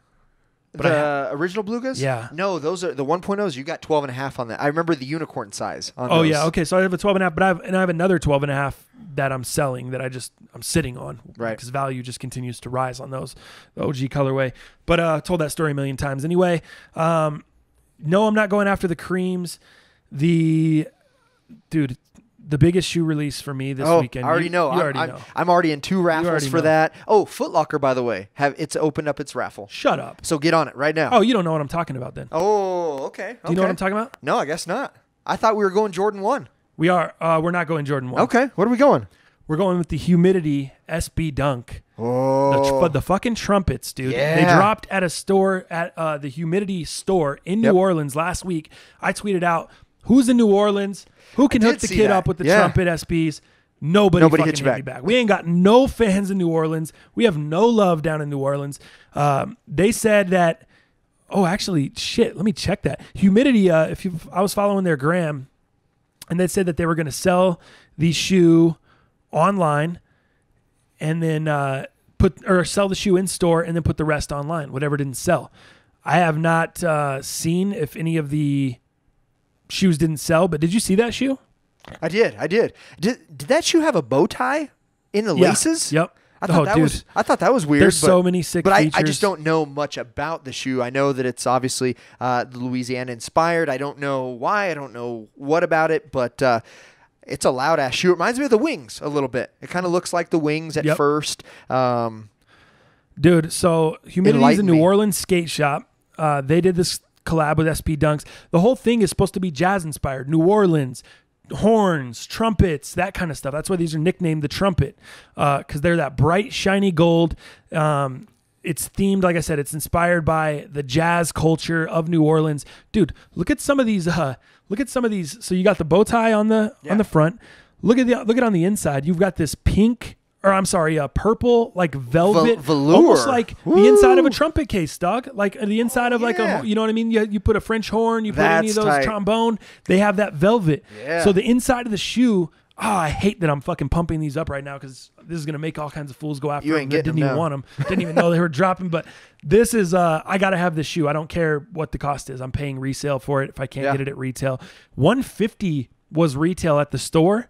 Okay. $110 is retail on the Sneakers app. Really? Sure. Yeah. That's a deal. They're dropping on the Sneakers app. I didn't initially think they were going to come out on the Sneakers app. It was like super under the radar. They were only dropping at Humidity. I was like mad confused. Right now they're sitting around $420 resale, I think, on StockX, but they haven't dropped on the Sneakers app yet. So I'm waiting. I'm hoping that resale price will go down, or I can just maybe get a W on sneakers, get lucky. Maybe one of you fools got the hooks. We'll look out for your boy on the plug tip. It's even got the H for Humidity on the back pull tab. Just a nice. Did you see the bottom? Did you see the bottom? Oh, music notes all over. The bottom, the music notes on the bottom are just the touch to top it off. Comes with 2 pairs of laces. I'm not a super big fan of. I don't know why they included the beige or like tan color laces. You just do the blacks to match that outsole. Yeah, I would put or midsole. I mean, I guess when they're in the shoe, they got the beige in there, and it looks okay. It looks all right. It would look better if it was. Would you do the black in one? I would do the black and the beige in one. How about that? Nah, I think I would just do the black. No, I don't know. I'd have to see it, but I would do the black. It matches the black midsole there. You got the translucent outsole with the music notes on it. Yeah, that looks good. The SB Dunk Humidity joints retail $110. This is a shoe that's going to be so hard to fucking get because there's money to be made. Yeah, resellers just going to eat this shit up. There's bots will eat it. It's up. hard these days. There's not a lot of money to be made on shoes. I mean, Yeezys ain't what they used to be. Pharrells ain't what they used to be. Ultra Boost ain't what they used to be. Jordan's nothing. I mean, we're seeing International Flight 12 sitting. Shoe game is not what it used to be. Reselling isn't what it used to be. Right. So when there's shoes like this, these unicorn shoe that's $110 that you potentially can get $350 for, $300, whatever it's going to land around resale. you know it's going to be hard to get. That's just the facts. If you can't get the shoe a week to 2 weeks before it actually releases, it's hard to be successful in the resale game unless you're getting so much quantity, but trying to flip it off of StockX, those places that are charging fees as well. Resale market's tough these days. Yeah, really tough. And you saw that, like I said, with the Pharrells. I got mine at retail on StockX because the Afro Pack. Someone lost money on that. Yeah. By the time they paid fees and everything else, they lost money. Yeezy Butters are the same way. Butter, yep. Because they just are hard up for money. They think that they're going to have every shoe is going to have resale value. It's just not the case. Right. Are those grapes dropping this week? Those Fresh Prints, those grape 5s? Or are those next weekend? I think it might be next week. I'm not pumped I on haven't them. heard You know me, much. I don't do shoes without laces. Yeah, they don't have laces. So. You know I'm out on those. 25th. They're the following weekend. What about the Jordan 1 Pines? Are you a fan? I am, especially because of the quality. Yeah. It was a shoe that I probably could have passed on and been fine with that and the purple colorway. I think they're both dropping the same day, 22nd. Could have passed on both of them. Not super geeked on either of them, but the quality that I'm seeing is it looks making me good. Kind of change my mind. But I'm telling you, it's not going to be shattered backboard quality. It's going to be reverse shattered backboard quality. Still really good. Which is still really good. And you're seeing those side shots of like the sail colorway and how tumbled it is. That's what we're seeing in pictures. Of course, we haven't seen them in hands yet, but it's going to be good quality. I think the leather's not going to be that great, but you're going to have a nice tumbled effect. And I think they're going to come out looking like the reverse shattered backboards. Is it going to be a shoe? Are you going after them? Yeah. Are you going after purple too? No, not the purple, just the green. Why for not? me. I'm just not a big fan of purple. I don't really wear purple. I don't need purple. I don't see. I need those purple joints. That's my Rockies shoe, dog. That's why I need Fair those. enough. So, I can rock. I hit a ton of Rockies games. You hit a Playoffs lot. Are coming. Yeah. Rocktober, baby. I don't know if we're gonna get the wild card or if we're gonna win the division. It's coming down to it. We're close to the division. What are we under 15? We have 15 Yep. games to go, somewhere Yep. around there. It's getting tight over there in the NL, and yeah, I need that purple joint, man. We about to be in there. I already got tickets, dog. Me and Roselli, we got tickets to game 1 of the. Oh, let me tell you what happened here. I'm sitting at the game last week. I go to the game Wednesday night. I go to the game. Wait, when did we do the last podcast? Oh, it was Wednesday morning, wasn't it? Wednesday morning, yeah. Wednesday morning. So, okay, I haven't even told you about this. I haven't seen you. I go to the game Wednesday night. It's the crazy, I don't even know if you saw, but if you're following Rockies like that, but it's the crazy fucking DJ LeMahieu walk-off 2-run shot to win it. We're on the third baseline, about 10 rows up. Me and the homie Joey from here at Certified, and then my uncle Roselli. We're out there. We're watching the game. He's like, yo, and admittedly, I'm a little high. Sure. I'm a little high.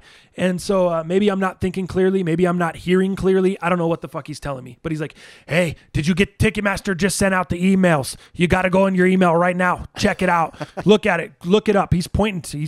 I look, boom, sure enough, I get a Ticketmaster email. He's like, register. I'm going to buy this game. I don't know, whatever it was. So they gave you the option to buy wild card, game 1, game 2, game 3. These were the options. Now, we don't even know where they're going to be seated yet. Sure. And they're selling tickets for the wild card. We don't even...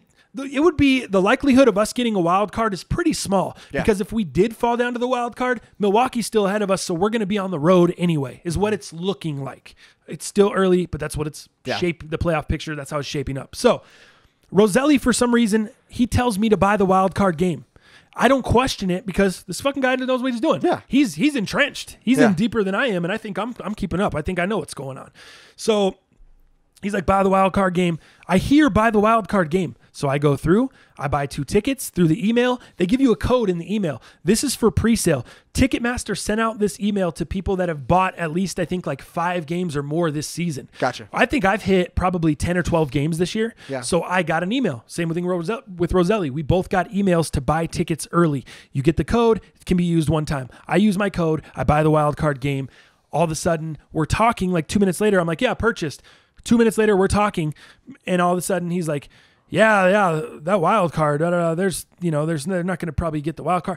I'm like, what are you talking about? I just bought the wild card game. He's like, no, you didn't. Yeah. I go, yeah, I did. You were sitting right here. You just told me buy the fucking wild card game. What are you talking about? Right. He's like, I didn't tell you buy the wild card game. I didn't say anything. I'm like, yes, you fucking did, Joey.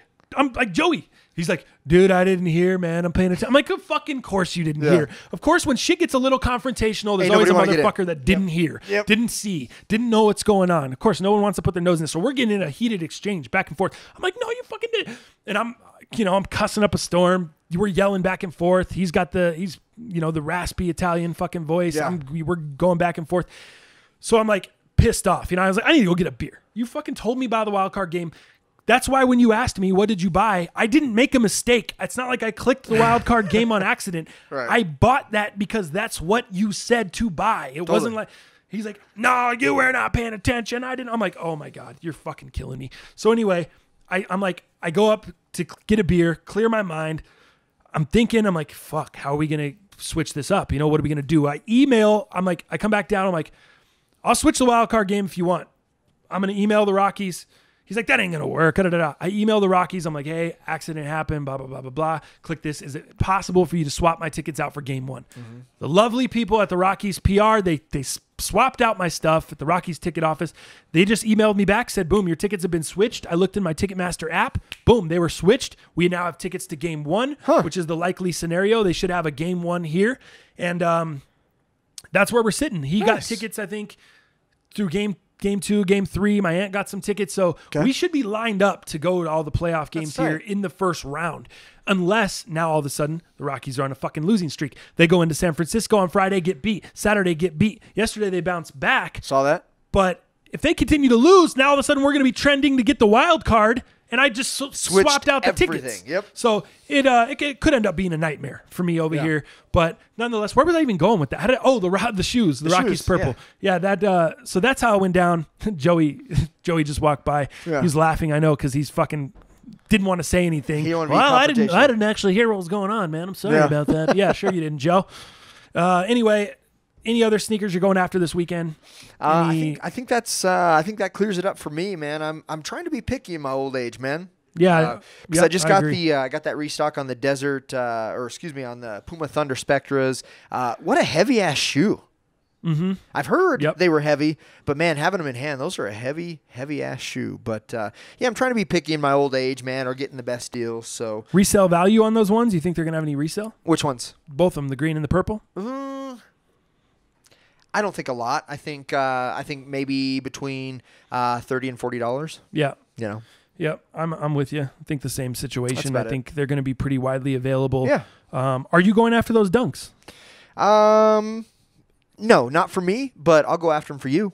Nice. That's what I like to hear. Hook the boy up, man. Teamwork makes the dream work. I'll get my sneakers app on my phone. I'll get it on Robin's phone. We'll see if we get you a pair of trumpets, man. That's what I like to hear. Size 12, man. Trumpet if anyone trombones. comes up on a size 12 in those joints, holler at the kid. Don't be trying to rip my face off. I realize you got to get some cake too, but I'm providing you guys with some fucking quality entertainment each week, man. Quality, eh? Yeah, just look out for the kid. Damn. Oh my gosh, I just saw this report from Bleacher Report came through. Antonio Brown dares the Steelers to trade him after former team employee says the wide receiver's stats are a product of Ben Roethlisberger. Wow. Oh shit, it gets worse. Getting heavy over there. I told you we already talked about the issue he kind of had on the sideline, but that just came. I just got that alert from Bleacher Report. Came across my phone here, and that was on Twitter. I guess he's taking jabs at. Let's see. Antonio Brown responds to ex-Steelers staffer taking jabs with Dare to Trade on Twitter. Huh. So I don't have all the info. There's not a ton to the story yet. It just kind of came out, but that might be something to monitor in the coming weeks. I honestly was disappointed. I have Antonio Brown in a couple leagues, but I also have Juju Smith-Schuster, and he put up 17 yesterday, and Antonio Brown put up like 6. Yep. And it's got me questioning if he continues down this path, if he's not in the right headspace. Le'Veon Bell continues to sit out. Now he is throwing out these dares you to trade me and all this bullshit. Ben's got to get. I mean, not fuck Ben. Ben doesn't have to do anything. Mike Tomlinson. He's got to get it. No, Mike Tomlin. Oh, is it LaDainian Tomlinson? LaDainian Tomlinson. Mike Tomlin. Mike Tomlin's got to get a handle on his team. I think Mike Tomlin is a good head coach. I think maybe his message is falling flat. Yeah. But he's got to get a handle on that squad there. Not to circle back too much. I think we kind of put a capper on NFL. But totally. We'll have to keep an eye on that for the next podcast. And as the week kind of rolls on here, let me see what else. And also be on guard to see where Josh Gordon goes. I think that might be said today. where that might happen, and also Des Bryant. He's looking at the Niners and the Cowboys, right? Well, that's where he wants to go. Yep. But, of course, Gordon doesn't have a say. Oh, let's what do I want to say? I wanted to talk about the Marquette King. I want to we can kind of end with that or put a capper on it unless you have anything else after this. But Marquette King coming out with the video of John Gruden. I would play the video for you guys, but again, I don't want to get clipped for copyright and deal with this putting the podcast up and then getting ripped down and all this bullshit. So if you don't know what I'm talking about, man, you're just gonna have to check it out. Marquette King. It's a well-produced video. I mean, he put up. I thought when I saw the alert come through, I thought it was going to be just him sitting in his locker or him sitting in his car or talking to the camera.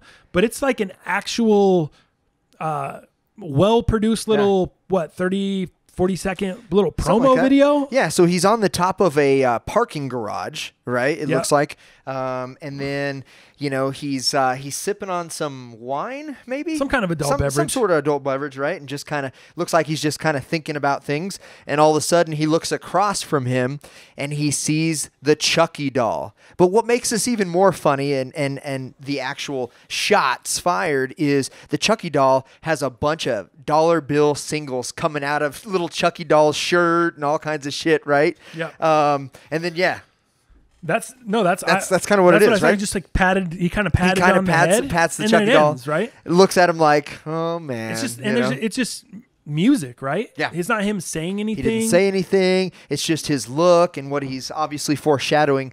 What I do see, there was a hashtag part 1, so that alludes that obviously. It said Dear BFF. Yeah. And then it said hashtag part 1. Yeah. So obviously he's planning on beating the Raiders again in Oakland later this year. Yep. But I don't know. I don't get it. I think the guy's weird as fuck. We talked about that with his interviews. We talked about that on the vlog when we before we had this going. He's just a weird guy, and I don't understand. No punters get any attention in the league. I mean, you don't get attention. Your job is just to kick the ball. You know, a lot of people don't even consider you a real football player. Yeah. So for him, he's been okay this year. It's not like he's been punting out of his mind. It's not like he's been killing it. Yeah. He's just a weird guy. Yeah. I don't know how else to explain it. I'm not going to judge the guy because I don't know him.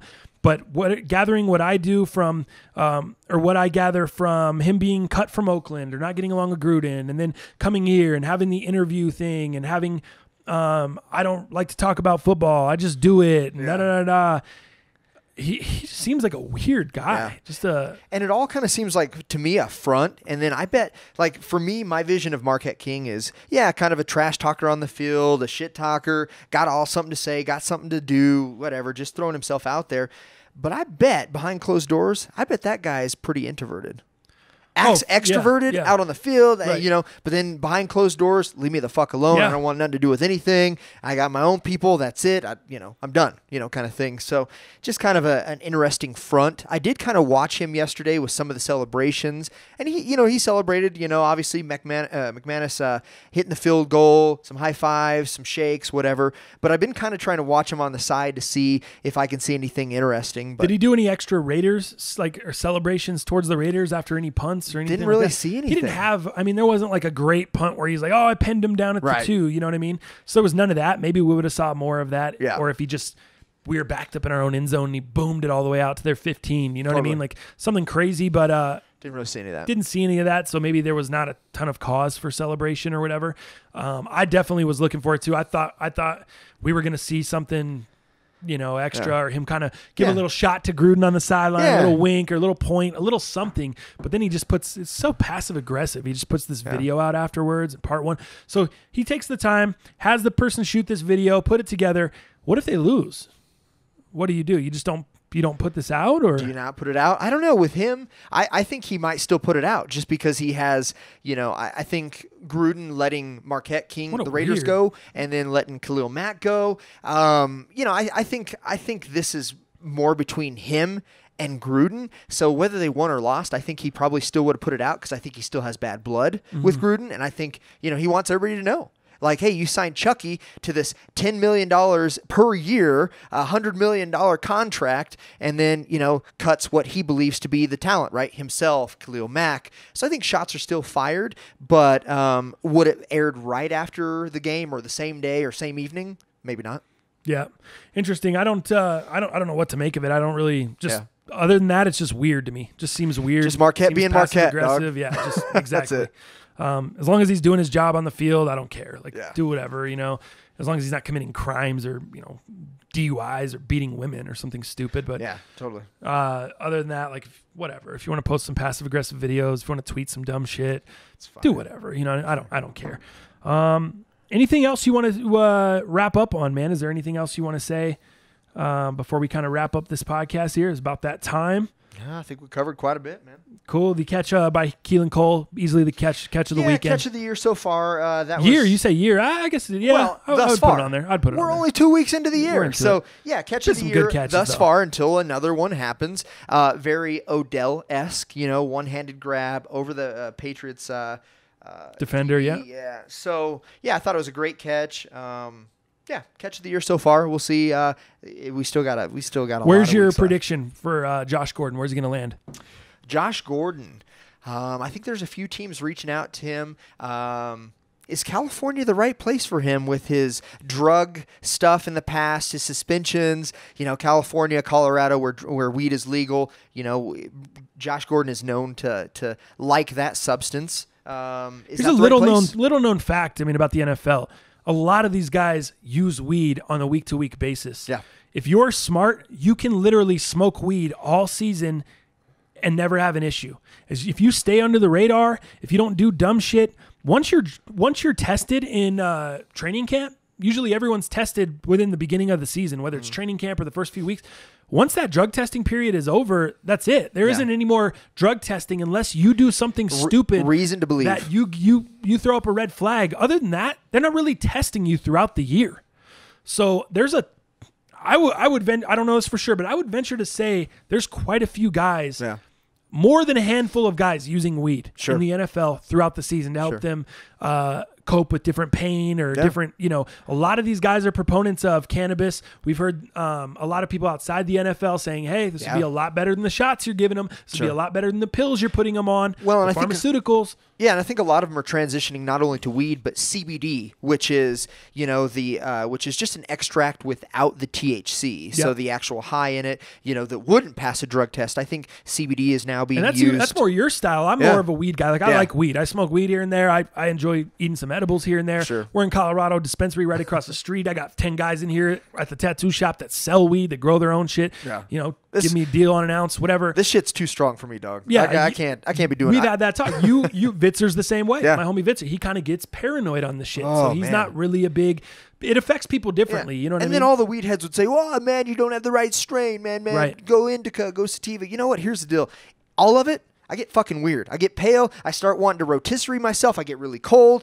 It's not a good feeling, man. I got to go to the mirror and I got to talk myself off a ledge saying, hey, Dallas, everything's going to be okay, man. We're fine. We're fine. I start wanting to rotisserie Dude, just wait, man. What does that mean? Don't hang with me. Don't give me no weed, man. What does that mean? I found myself, let's see, the last time I smoked was probably a year and a half ago of weed, and I did it with the old lady, and, you know, I think it was just a little indica, you know, strain, and I think I took a one-hitter quitter.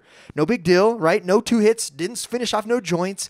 And I found myself pacing all of a sudden, you know, and it feels like what people would have on sativa, right? Kind of energy, blah, blah, blah. My old lady looks at me and she says, man, what's going on? I said, I don't know, man. I'm pacing. I'm just hanging out. I'm just ready to go. All of a sudden, I go upstairs. And are you familiar with the Bar Rescue? Yeah, of course. John Taffer and going to the Bar Rescue? Yeah. That fool was yelling at everybody. That got me so goddamn high watching that. All of a sudden, I see this ceramic portable heater on the nightstand, which my lady uses typically for noise. She just turns on the fan because she's got to have noise. Yeah. She can't, you know, if it's too quiet, she can't fall asleep.